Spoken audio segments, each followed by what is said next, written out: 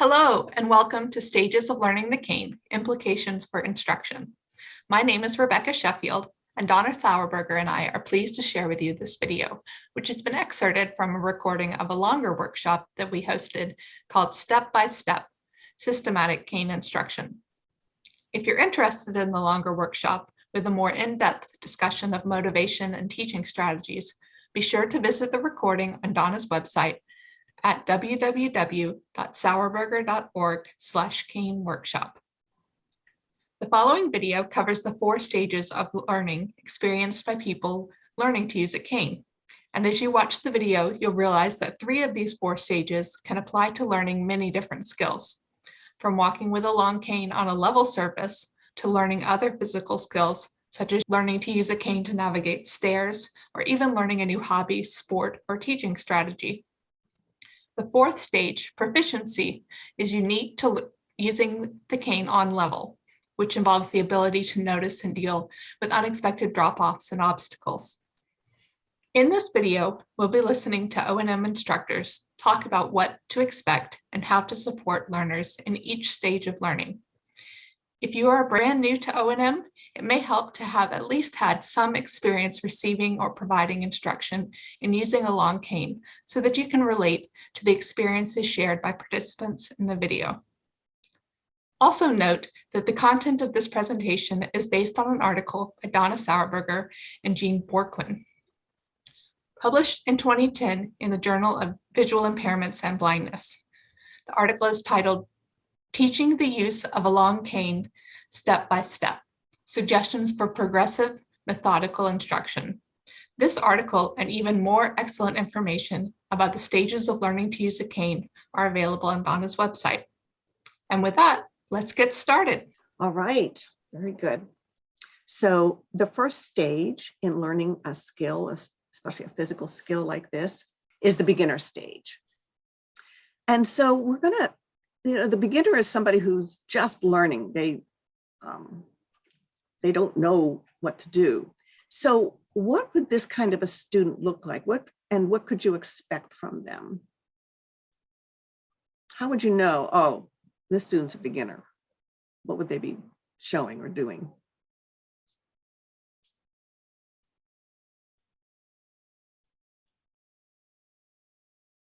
Jack, and then Catherine, go for it. So probably focusing a lot on just getting the cane back and forth and and having a really irregular arc or really irregular rhythm. Wow. Because every time they stop thinking about one thing, they lose it.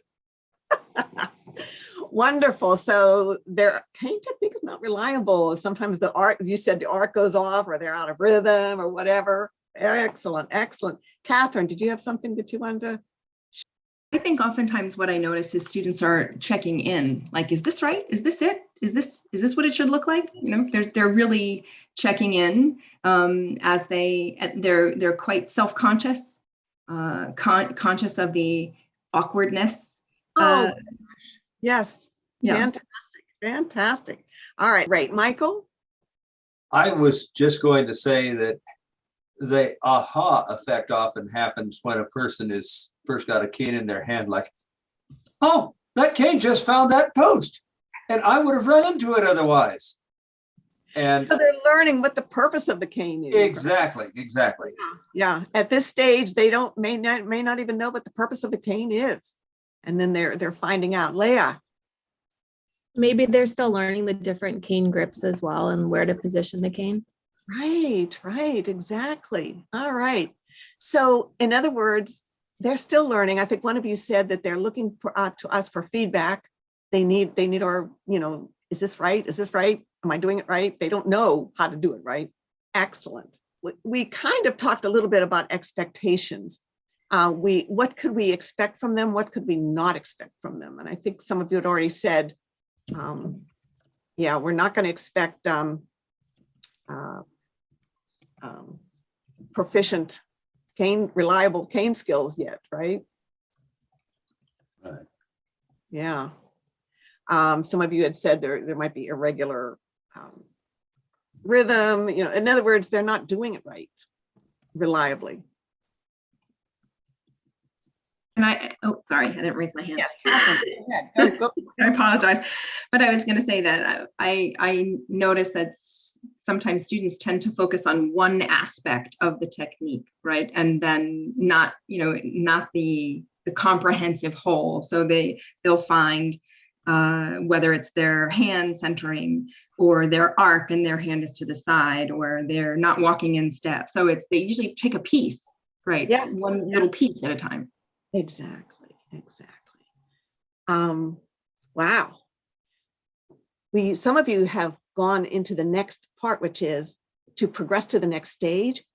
The student needs, and one of you had already said, needs feedback, needs critique, right?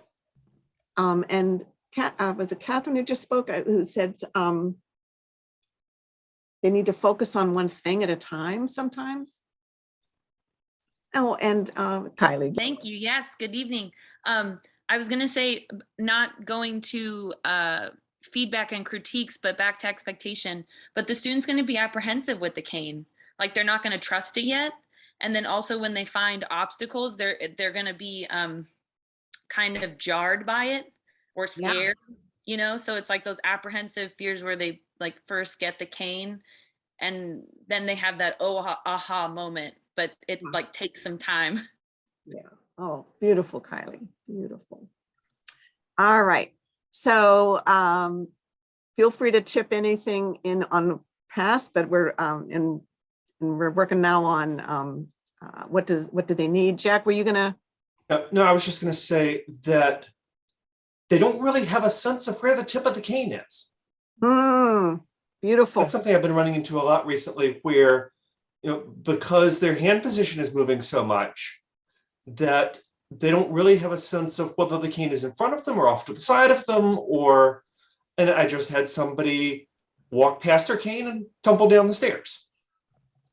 Eek. Okay. And I even saw it on video, and she had the cane out to one side and she just walked right past her hand. Wow. Yeah. Gee, Jack. Yeah, and that can go to our expectations too, right? That we cannot at this stage expect them to reliably be safe travelers. Yes, to determine that there's a stair there. Yeah, we cannot expect that of them. Wonderful. Now, what do they need? Let me ask you something. Can they learn cane skills while you're asking them to do something else? Like maybe they're in a residential area and you're having them listen to the cars. Can they listen to the cars as you ask them at the same time that you're teaching or they're learning something about the cane? Catherine, did you want to answer that, or are you going to add something else? No, sorry. Yeah, no, I was going to answer it. No, I think they can't be distracted by anything else. They need to be singly focused because they're just learning how to move the cane and pay attention to the cane itself. So no. Yeah. Does anyone disagree that you could teach someone to learn the cane at the same time that you're having them pay attention or do something else? No disagreements? Yeah, Catherine, I agree. If they haven't yet learned the cane skills, and I'm trying to teach them something, whatever else, maybe orienting to the building or something, I tell them, we're not going to work on your cane right now. I'm not going to give you feedback on the cane because that's not what the focus is right now. And so when we're working on the cane, we're working on the cane. We're not distracting them with something else. Wonderful. Okay. Anything else about what they need from us besides feedback and opportunities to concentrate on it? I think I just might add that I just had this experience today, in fact, that I have a new learner just learning the cane, and it kind of ties into your motivation and that personal buy-in, because in the midst of where we were, the student wanted to redirect the attention to learn something about the environment of this retaining wall that was running alongside his driveway. And so that became the shift in the focus, because he was more motivated to understand and sort of mind map where he was in relation to his house, that we in fact put the instructional component of learning the cane to the side so that he could, I was just kind of tying that into what you were talking about regarding motivation. Sometimes I do allow the student to express a personal choice about in a context of something, but I wouldn't try and push both at the same time. Oh, Catherine, that is such a beautiful example. And a teaching moment comes up, doesn't it? And your lesson for the day is the cane, or for the moment is the cane, but you realize you have a teachable moment there. And so you can't really expect them to learn the cane at the same time you're teaching them something else. And Jack, you had put something in the chat. I'm not really watching the chat, but it popped up in my head. And so could you share that? It looked like a really good point.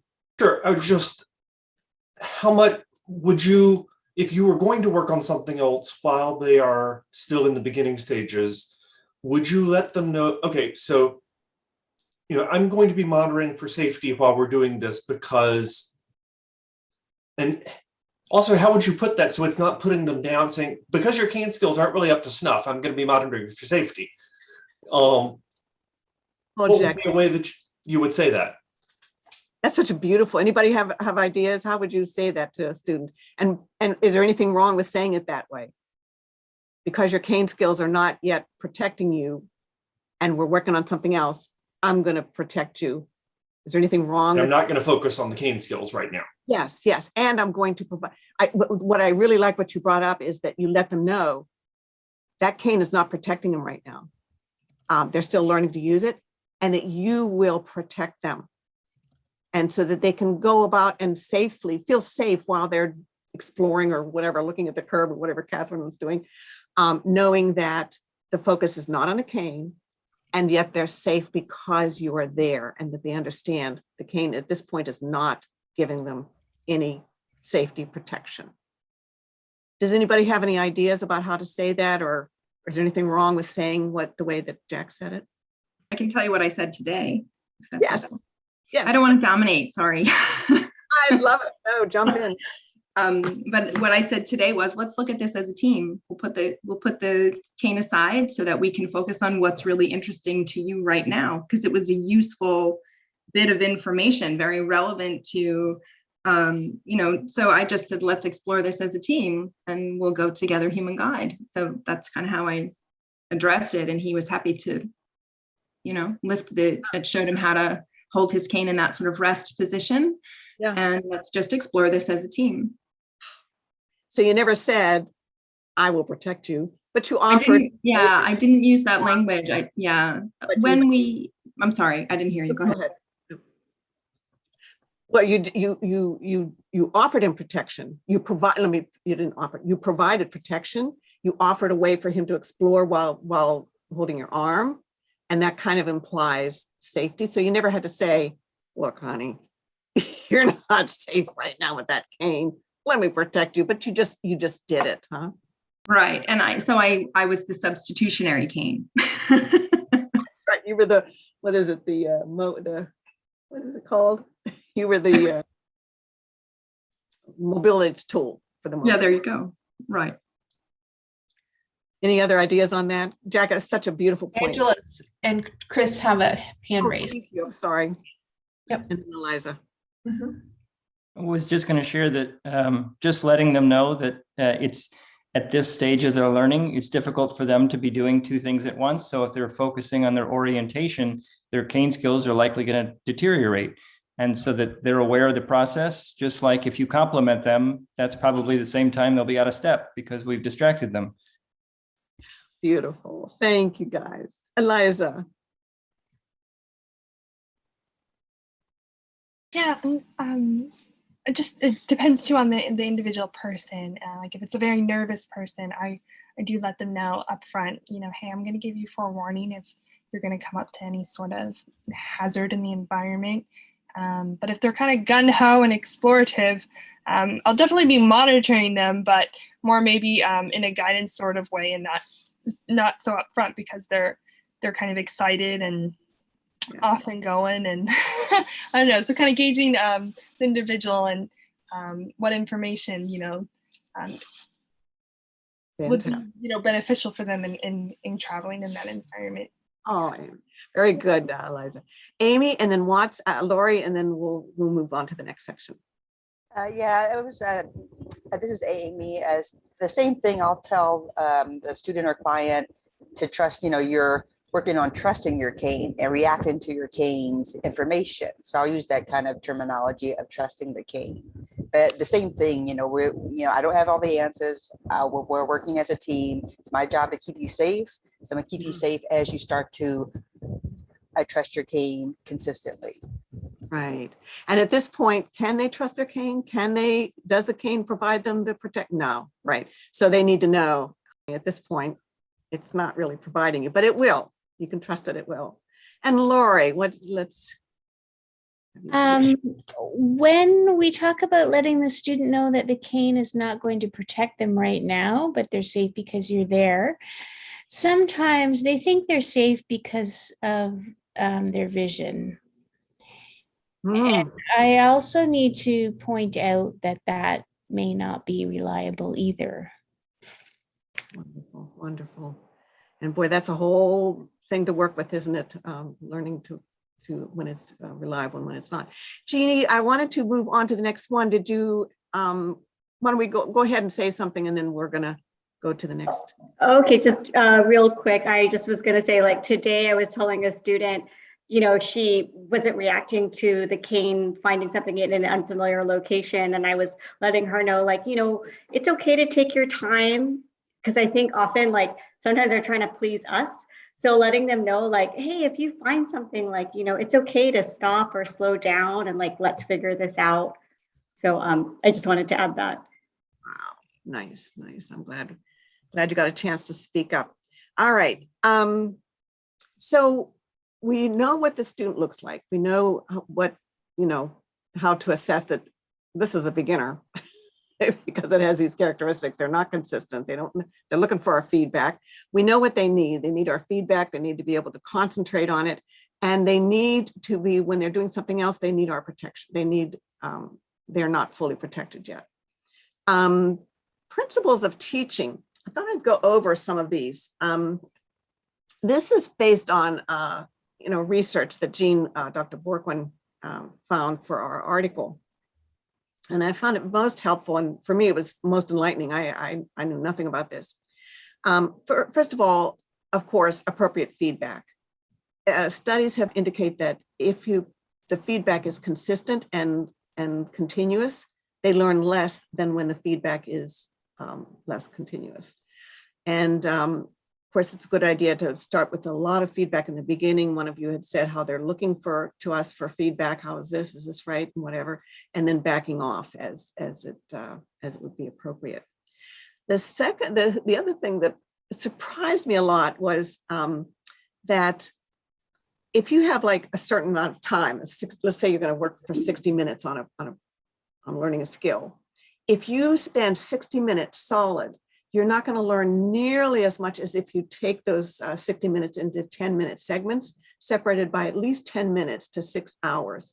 When you separate them, it creates the first stabilization phase of the consolidation, so that they're learning, they're pulling it in, they're learning to have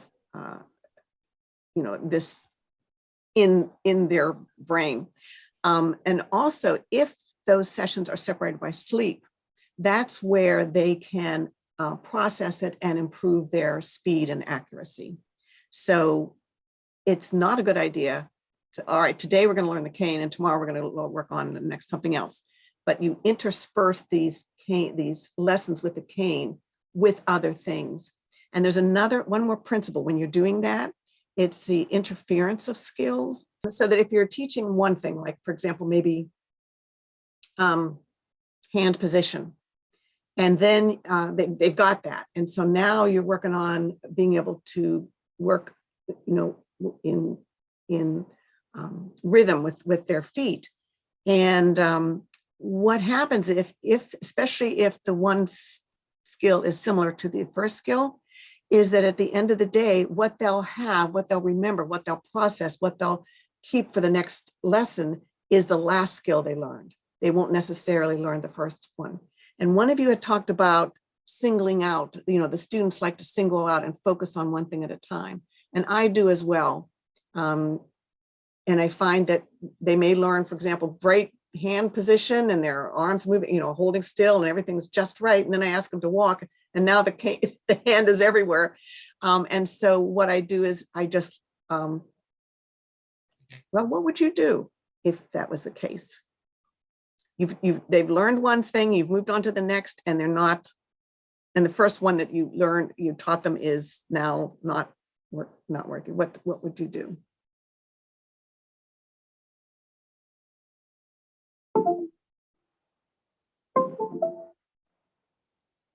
Catherine's hand is up.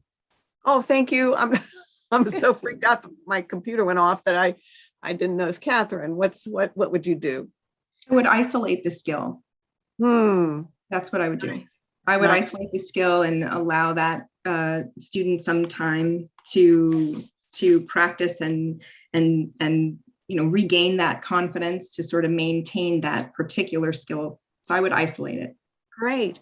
And if, for example, the skill he just learned was holding the cane and moving it back and forth, and the skill that you're working on now is walking in rhythm, does it matter which one you isolate, which one you work on first? Does it have to be in some order, or does it not matter? Is that for me or for anybody? Yeah, for you. Oh, okay. I think I have to think about that. I think that it makes sense to me that, no, I don't know. I think it just depends on what the student is gravitating toward and how whatever is bringing fluidity to the movement. Yeah. So that's, I think, how I would approach it. I don't necessarily have a rigid pattern of, if I know that they can demonstrate those things in context, like if they can demonstrate in isolation how to maintain the grip or your hand at midline, and they can demonstrate an appropriate arc, and they can do those things in isolation, I think it comes in time. So yes. Okay, so there's no prerequisite. One's not a prerequisite for the other. You can work on either one. Jack, did you have ideas for this? Yeah, so splitting the components up, do you ever run into them essentially building a bad habit because you focused on one part of it and let them do the rest of it however they're going to do it? Then do they get used to having their hand way out to the side, or moving their arm back and forth, moving the cane back and forth with their whole arm, or sweeping the cane about once every 5 steps? All right, we got some hands up. Let's see. Eliza, what do you think? Well, if they've mastered that first skill of keeping their hand centered, and then they begin working on being in rhythm with their cane, and that hand just kind of goes awire. My thought, and I'd love other people's opinion on that, was just to kind of let that go, because now you're working on being in rhythm. And as you said, if they've mastered the hand centered, they demonstrate the ability to do it. So if you end with the in rhythm practice and such, that's what they're going to kind of process that throughout the rest of the day. And when you come back the next day, you kind of review each one maybe in that same order and see how they're going. And then if they seem to progress with the rhythm, try and then, okay, well, let's now kind of put them together, kind of building blocks. Fantastic. Thank you. Yeah, my experience has been the same as many of you have said, that, Jack, they don't lose it. We don't work on it that long that they develop a habit. It's just that they're not paying attention to their hand now. And so we work on the rhythm until we get that. I find that to be the hardest, is to get the rhythm and be in step. And so if they had their hand, and now we're working on and finally get them into rhythm, they say, right, you've got the rhythm. Now let's go back and see if you can do that with your hand. And so we'll change the focus. And if they lose the other one, then we'll go back again, back and forth. All right. So now we're in the concentration is the second stage. And that's when they can do it themselves, but only when they're concentrating on it. So what would your student look like who are in this stage? What can you expect of them, you know, when they're in concentration stage? And how can you know that they're in this stage, the second stage, where they can do it, but only when concentrating?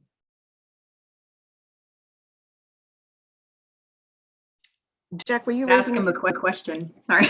asking them a question? And see if they lose their technique. Oh, I love it. That's actually a good test for the next stage when they don't need to concentrate. At this stage, they can do it well without feedback, but they need to concentrate on it. So I love it, Catherine. That's a great way to test. Have they gone up to the next stage? Because if they're doing it, I used to say, there was a couple of years where I would say, wow, you're doing such a great job, because they just walked down the entire hall perfectly. And that's right when they happened to go off. And I'm thinking, dang, if I had just waited a little bit, then I wouldn't have. And then finally I put two together and I thought, no, they went off because I distracted them. So wonderful, Catherine. So that's a great test to see if they're still in this stage where they need to be able to concentrate. I'll sometimes ask them if they're doing really well. Hey, what are you having for dinner? What did you think about that show the other day? And watch what happens. Beautiful. What can we expect of a student in this stage? Do they still need our feedback? If they can do it as long as they concentrate? Yeah, I think that when they would start to self-reflect themselves and say, oh, I'm out of step, or oh, so they kind of recognize if they're not doing something correct. Yes, yes. Catherine, what do you think? Right. I was just going to say the same thing. That, you know, they don't need any prompting. They can, and then they can self-monitor. Yeah. If they needed prompting, what stage would they be in? One. Yeah. One. First In stage. one, that's right. They'd be a beginner. They still need prompting. If they don't need prompting, at this stage, they don't need prompting. They just need to concentrate. If we distract them, the cane goes off. That's how we know we're in that stage. They're in that stage. Great. Now, so what do they need from us to get to the next stage? Or what do they need in general? Maybe not from us, but in general. How do they get to the next stage? Practice. Practice. Exactly. Practice. Can they practice by walking a mile with the cane? Could they concentrate for 20 minutes on the cane? I see the smoke coming out of your head. What does anybody think? How long can somebody concentrate on the cane before their mind starts to wander and like, oh, well, that's interesting over there. What's going on over there? Would you have them like say, you know, I'd like you to focus on the cane when you're walking from, you know, the door of your apartment to a particular place, you know, half a block away, where they don't need to do anything other than, yeah. I love it. And someplace that they're familiar, right? It's someplace they know. They don't have to like, where am I? Oh my gosh. So just a half a block, a very segmented short time, and concentrate on it. Wonderful. Any other ideas? Anybody agree with that or think, nah, that's, yeah. In general, people can concentrate on something for usually less than a minute before their mind starts to wander. You know, those of us who meditate, it takes a few seconds and we're off, you know, thinking about something else. So I sometimes say 30 seconds, no more. maybe a minute if you're stretching it, but it's really, you're really, for somebody to concentrate for a minute is very exceptional. So I'll have them do like Jack suggested and have them, and I ask them to do it several times a day. Find a place that, like Jack said, where you're comfortable, where you don't have to, you know, figure out where you are or whatever, and concentrate only on the cane just for a short period. Do it 3 or 4 times in that setting.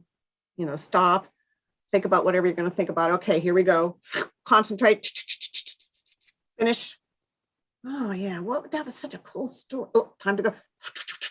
Concentrate just 30 seconds, 20 seconds, and then do that a couple times a day. They really don't need us at this point. They can concentrate as long as they're in a safe place. And like Jack said, where they don't have to think about something else and just practice, practice, practice. That's all that they need at this point. An ideal place to practice would be in a long hallway. Okay. So what else do we have here? Stage 3, consolidation. This is the stage where they can do it even when they're not concentrating. So how do we know that they're in that stage? What do they look like? What do they do?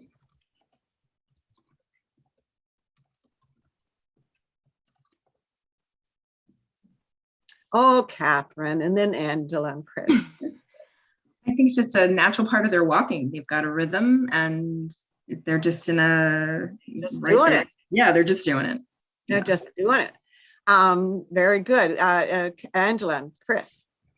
At this point, they're probably also doing some self-correction, and they're demonstrating that they're self-monitoring. So if they're out of step, they're going to correct it. Beautiful, beautiful. And if somebody asks a question or something like that, what happens then? Do they lose it? They maintain. Exactly. They maintain. Chris and Greg learned this. Rebecca and Greg learned this when I was teaching them, and I gave them that assignment. And then when they came back, we were going to start on residential travel. And I said, let me walk across the parking lot here. Let's see how well you did. And unbeknownst to them, as they're walking, oh, was it a hard trip? How was it hard? So I'm asking them questions and I'm watching their cane. And both times they just answered the question and the cane was still going. And that's how I knew, oh my gosh, you're in stage 3. You have achieved it. Fantastic. All right.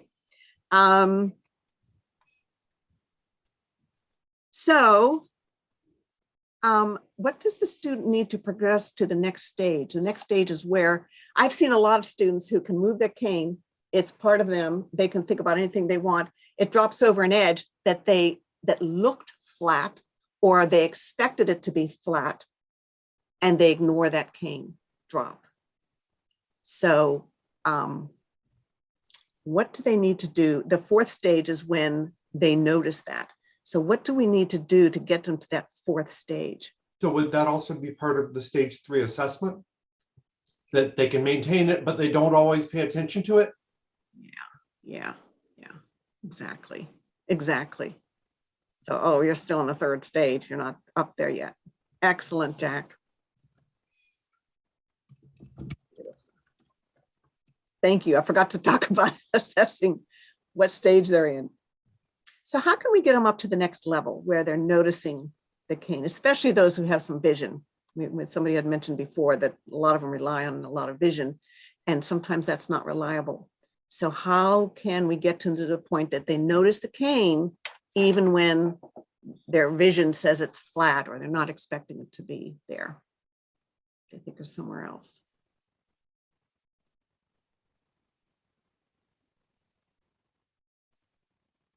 Well, one of the things I've found to be very helpful is partial occlusion, where you occlude the bottom half of the student's vision so that they can see around them and be distracted by and give them a visual task while they cannot see what's 6 feet in front of them on the floor, on the ground. So that the only way they can get information about what's in front of their feet is with the cane. And that's been very helpful. Amy, did you have some suggestions? Yeah, I think if you totally blindfold someone, it might be scary for them and it might be fearful, and I don't want them to be afraid to come to my next, lesson. So I like the idea of using some light perception, glasses. These are just safety glasses from Sam's Club, Walmart for about $2. And I put some of the magic tape all over it so it covers up, most of the visual field. But I do like the idea that you had of maybe just blocking the bottom part. That way they can't see their feet or their cane tip. And that will help to build trust in their cane, or they might notice things, and to me they always notice something different because they're not looking at their feet. So it could be the texture of the ground that they noticed that they didn't notice before when they were looking at it. And I think it's important to have all of your senses engaged when you're learning all of these new concepts, or even practicing ones that you practiced for a while until we get to proficiency of the skill. Oh, great. Thank you, Amy. Yeah, some of my clients, one of them in particular said she didn't want the blindfold because she didn't want to be in the dark. And so wearing something like you have there with where their vision is occluded, they can't see anything, but it lets the light in, would have been very helpful for her. So thank you. Great suggestion. Oh, Chris, did you want to add something? This is Chris. I was just going to say is one of the areas you were filling out, but you may be moving on, is that it can be helpful to do some proprioceptive work, even with occlusion, so that people begin to understand, what does that feel like in my wrist? Because it may be very foreign to them to understand that wrist movement with a cane drop off. Super. Thank you, Chris. Yeah, I have found that often students who don't notice the cane dropping over an edge, sometimes even when they're expecting it, it's because they haven't developed an awareness of their kinesthetic sense. This is why it's so important that they not move their arm when they're moving the cane, that they're only moving the cane with their wrist. Because if the cane drops and everything else is the same, the elbow and the shoulder are not moving, that they'll feel that little bit of a stretch with the cane dropped over. And, if your whole arm is moving, it's hard to feel that little slight subtle difference. So that's why the arm has to be nice and still. And I'll show you something I do to help them develop that sense, a little exercise we do. So.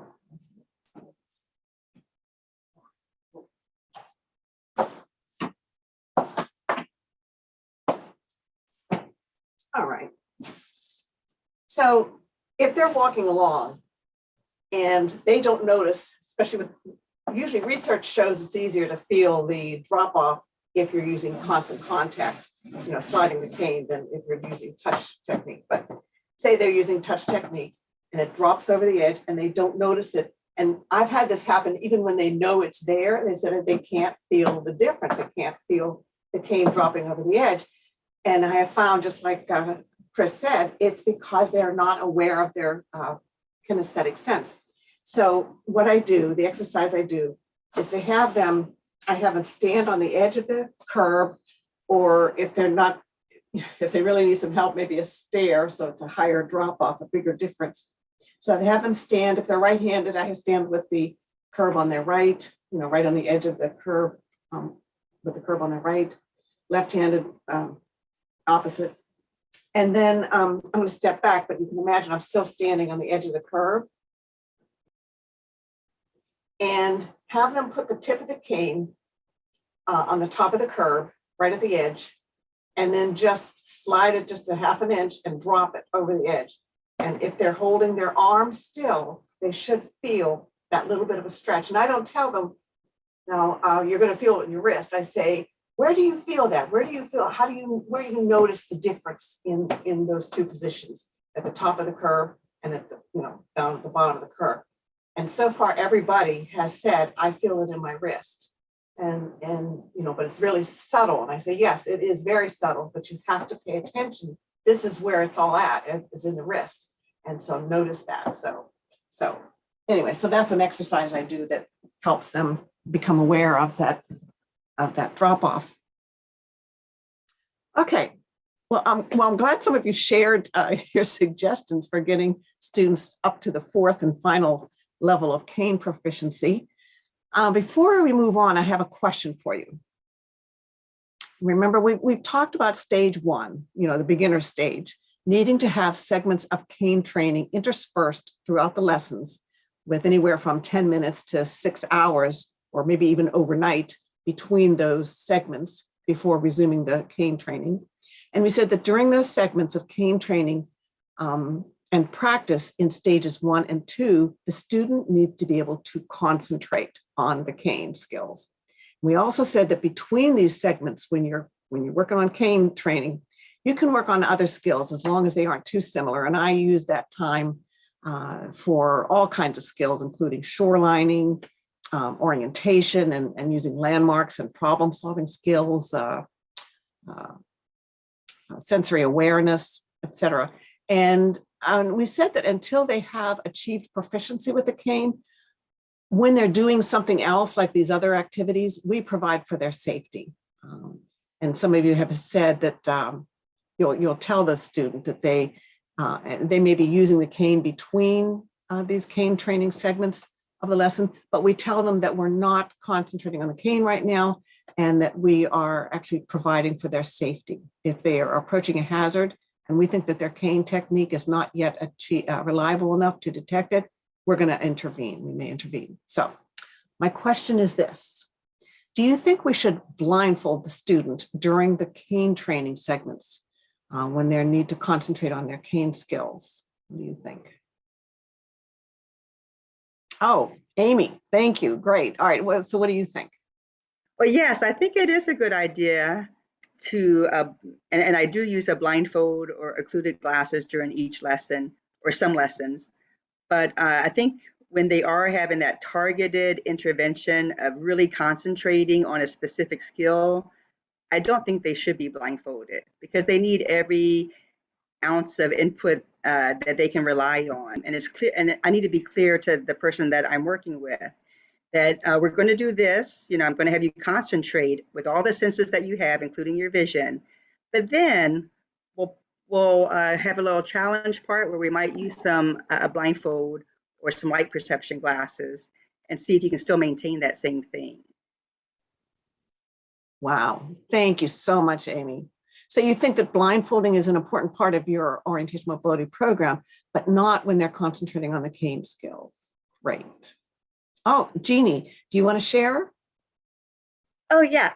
In my opinion, I do feel that being under blindfold, it can be a valuable phase, a valuable experience in later phases. But when a student is trying to concentrate on learning a specific skill, it can be really difficult for them to maintain that focus when all of their effort is into focusing on what they're trying to do, be it like walking in step and so forth, or keeping their hand at midline. I have a personal experience when I was going through my O&M training. I was a very proficient traveler under blindfold, but 8 years later, I had been out of practice traveling under blindfold with the cane, and I was in an unfamiliar and busy city. And I just felt so uncomfortable. I remember, I didn't expect it either. It really took me by surprise. I felt very uncomfortable. I felt kind of clammy and sweaty, and my heart was racing. And I felt like I had aged 50 years instead of being able to walk with, my head erect and a good posture and in step and everything. I was there. I could barely lift my feet off the ground. And I was basically sliding my feet and walking very, very slowly. And I just felt very uncomfortable. And so when I think about that experience for myself and of my students, I think, yes, it's a good opportunity to learn how to read your cane under blindfold, but it should be done at a later stage. Yes, thank you so much, Jeannie.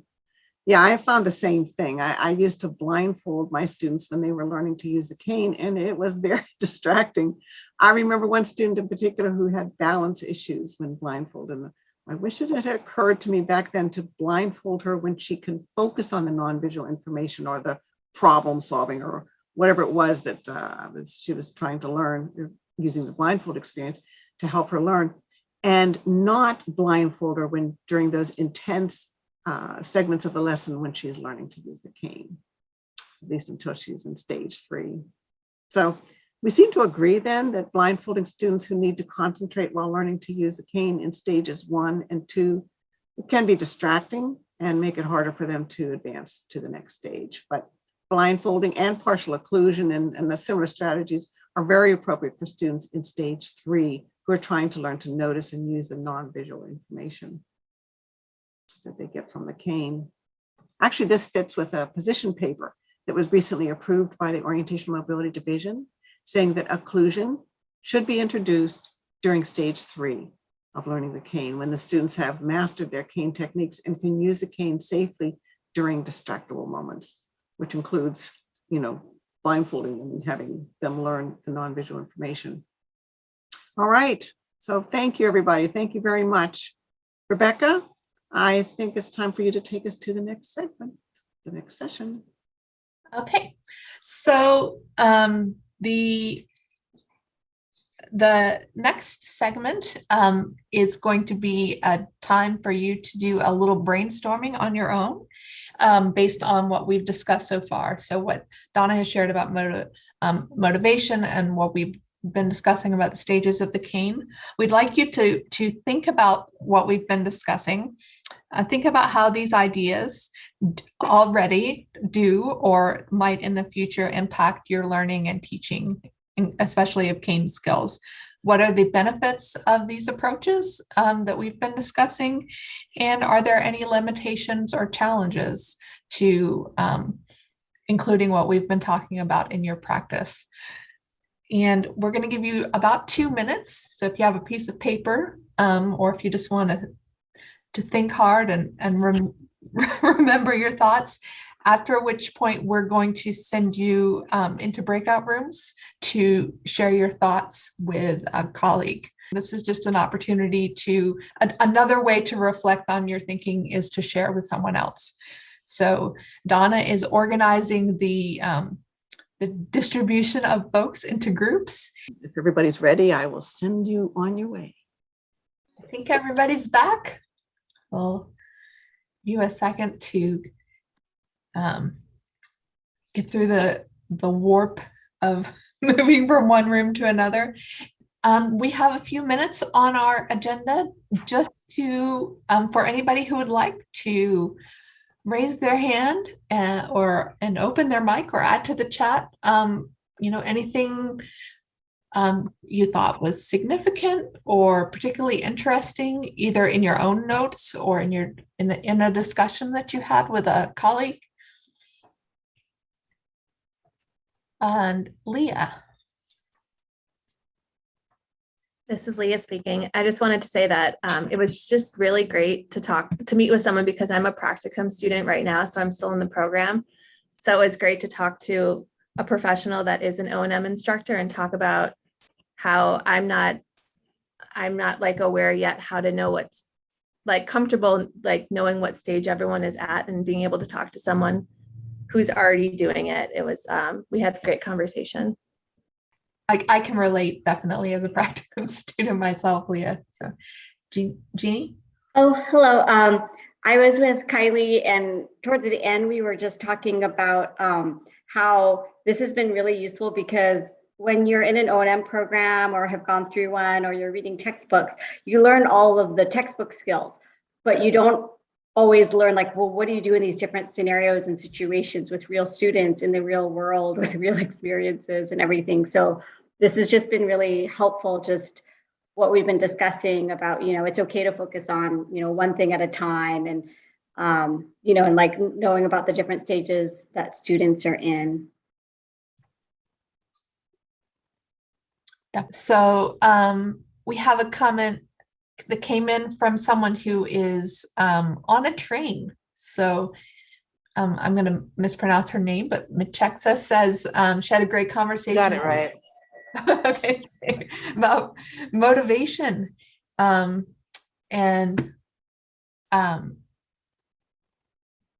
how important. I've been doing my practicum with both school-age students as well as older adults, and it's equally important regardless of age and situation and circumstances. And sometimes in the schools we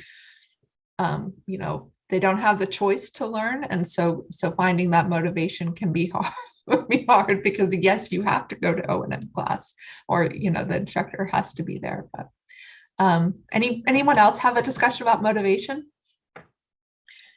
Is there any way that you're going to maybe changing the way you teach now that, after this experience?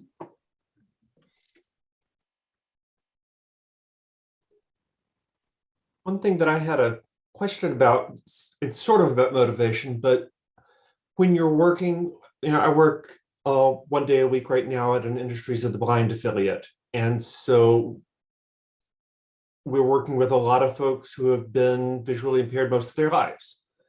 And some of them are coming in with great cane skills and some of them are coming in with not so great. And what do you do when you're using these ideas, when you're teaching somebody who already thinks they know how to use the cane just fine and has been using it in that same way for years, but their cane is sweeping back about one sweep for 5 steps, or they're scrubbing back and forth on the line and just covering the area to the right of their right foot. Or Oh, wow, Jack, that is a great question. Rebecca, you had a student like that just recently. Can you share a little bit about that? Yeah, I remember. So we were working with a student. I think the main purpose initially was to provide orientation to a college campus, and he'd been a cane traveler for a while. So we came to campus ready to do the orientation, and as we were finding the routes to his classes, we started noticing that, wow, this is not anywhere near the ideal cane skills that we would like to be seeing for this student. And somewhere towards the end of the first day, we just brought it up, saying, we know we're here for orientation, but we thought we should let you know that what we're seeing as far as your hand position and your walking with a cane is probably not the way that we would normally expect to see somebody traveling. We talked about some of the dangers, the downsides to not walking in step, to not having a good coverage with your cane arc, and asked if this was something that the student was interested in working on, because like Donna has been saying about motivation, right? If the student's not interested in fixing it, then our purpose is to do orientation, and we can go back to doing that. But in this case, the student was like, "Whoa, this is news to me. You're telling me I could be doing better in my hand position, arc, all of the things we've been talking about, fundamental cane skills." And the student was very interested in working on that and a few other things. So Donna was able to negotiate the things that needed to be worked out for us to, go beyond just the orientation and start working with that student on cane skills. Right. I arranged for the funding. And we went back to the beginning. We didn't pretend the student was in stage 3, because the student was not in stage 3. We started with very basics, teaching each of the skills separately and then bringing them together. It took some reteaching and going back and integrating and working with the student. As Donna has been saying, and as we've been talking about, we didn't try to teach too much at once, and we also didn't try to focus on cane skills while we were doing orientation. For example, if the student is building their cognitive map of campus, then that's what we're focusing on. So we tried not to interfere with that development. But once the student was in stage 2 and was able to tell us about their skills, they were able to and demonstrate them independently for very short periods of time when they were concentrating. Then we started assigning homework, which for them it was just find a quiet spot to practice for like 20 seconds and we worked with a student to identify a way they could set a timer or guesstimate about 20 seconds of practice. And we checked in with the student using text messaging throughout the week to kind of continue that motivation and providing positive feedback and telling them, we were so glad you're practicing, so that when he, gradually we worked on other skills as well. We introduced concepts around street crossings and things like that, but gradually we saw just fantastic improvement in the students' cane skills. Wonderful. Thank you so much. We had, he had actually went through the stages very much, Jack, like any of the other students. It didn't take him any longer to get the skills he needed than somebody who's starting fresh and doesn't have to undo bad habits. So it's really just basically the same. And he went through the same stages everyone goes through. Like Rebecca said, he was in the beginning stage. We had to really, steady your hand and really work on those skills. And then he went into the second stage, and that's when he could practice on his own. When he came back at our next lesson, he had achieved stage 3. And I will contact the student and ask if it's okay to share some videos that I took of him. So here's the student walking in perfect technique.